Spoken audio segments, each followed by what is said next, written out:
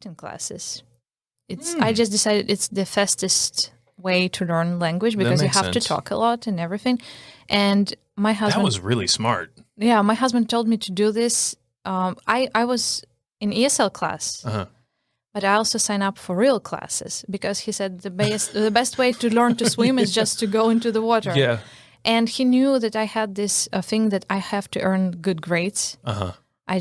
Especially when I paid for education and I paid for my classes as out-of-state student, I'm like, how much do we pay for class? Oh, yeah. Wow. It's then not cheap. we spent so much money, and I couldn't believe I would earn bad grade because I invested in this. Yeah, that makes sense. So I finished semester with all A's. You're such a smart person. But I was sitting at the back. I really like you. You're super cool. You're awesome. You're such a smart person. Don't say this. You're such a smart person. I was sitting at the back. Like everyone was in my acting class. Like sit to the front, move to the front. Right. You have to interact with each other. And I would sit at the back. And I still have this habit. Like at work, everywhere, I would just. You could just start speaking Ukrainian, and they would be like, "Oh, she doesn't understand." Okay, she can sit back there. It's fine. And you're just like, yes. Yeah. Yeah. No, that's really smart. Acting, I would have never thought of that. Like taking an acting class. Like if I was like, I'm going to go to Spain and live there, I'd be like, I'm going to get Rosetta Stone or something. You know, I'm not going to sign up for an acting class. Did you try anything like that? Did you do anything like that? I used Pimsleur.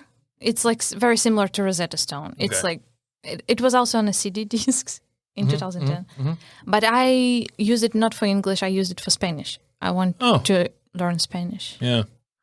I want to learn Spanish and Italian. Mainly because I could learn one of them and then learn the other one pretty quickly. Like it wouldn't be that hard. Yeah. Maybe move on to French. They're about this, you know, they're similar. Ish. Isn't French Latin based? I think so, but it's like, to me it was very different because I took French classes at Pitt Community College and it was super different from Spanish for me. Yeah. Like as far as like how you pronounce, it's just like I notice it all the time. Like in, English to Spanish to when I occasionally hear French.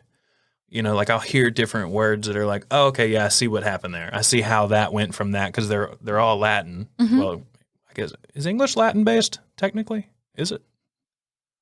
I don't know. Maybe we just take a lot of words from Latin based languages. I think that's what it is. English is not Latin based, I don't think. Wow, I'm an idiot. Did I just ask that question? Yeah, no. Anyway, yeah, I want to learn Spanish and Italian. Yeah, that'd be cool. German would be fun to like be able to speak. I had German in high school. Did you say you were able to speak German? Just a little bit. Just like basic things. Yeah. I was able to read in German and understand everything. I just, without practice, right, it just disappears. I've heard it's one of the hardest languages to learn. That's what I've heard. Probably. I've always heard Russian. Maybe that's an umbrella term. I don't know. Russian, German, and English. With English usually being at the top of the list.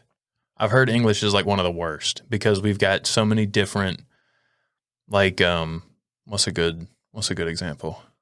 I can't think of anything right now. Like height, like the word height, and then like spelled out the word, like the number 8. I could see how maybe that would be confusing. You'd be like, hate. That's hate. That's what that one is. You know what I mean? Or like ite. That's what now I explain to my daughter because she also knows Russian, Ukrainian, and English. How old is she now? She's 6. And she's so lucky she doesn't have accent because she learned it here. Yeah. She was born here and she's so lucky. Hey, hope you enjoyed that clip.